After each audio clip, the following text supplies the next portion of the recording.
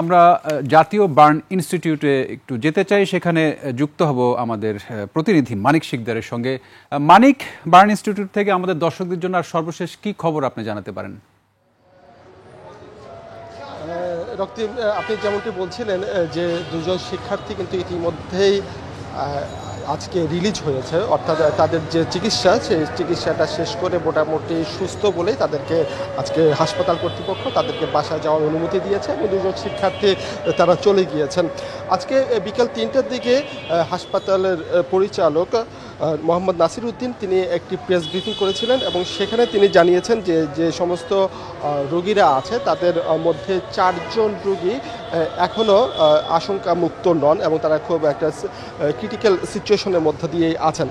এছাড়া আমরা যতটুকু জানতে পেরেছি, আপনার নিউজও আপনি দেখিয়েছেন, বলেছেন যে দুজন আজকে মারা গিয়েছেন এবং সেই মৃত্যুর ঘটনার মধ্য দিয়ে এখন পর্যন্ত মৃত্যুর সংখ্যা বেড়ে দাঁড়িয়ে ৩৫ হয়েছে। এছাড়া আমরা যে এখানে যারা শিক্ষার্থী যারা ভর্তি আছেন এবং তাদের যারা গার্জিয়ান যারা আছে তাদের সাথে আমরা কথা বলার চেষ্টা করেছিলাম।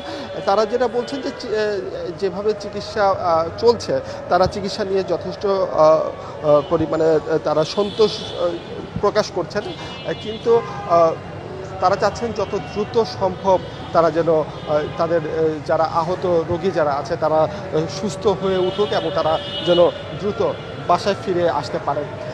এছাড়া আজকে দুজন শিক্ষার্থী বা দুজন রোগীর যারা রিলিজ হয়েছে, এর পরবর্তীতে এখন পর্যন্ত আর কেউ আসলে বাসায় ফিরতে পারবেন কিনা এটা এখন পর্যন্ত আমাদের জানানো হয়নি। যদি জানানো হয় বা নতুন কোনো আপডেট থাকে তখন আবার আমরা আপনাকে জানিয়ে দেব।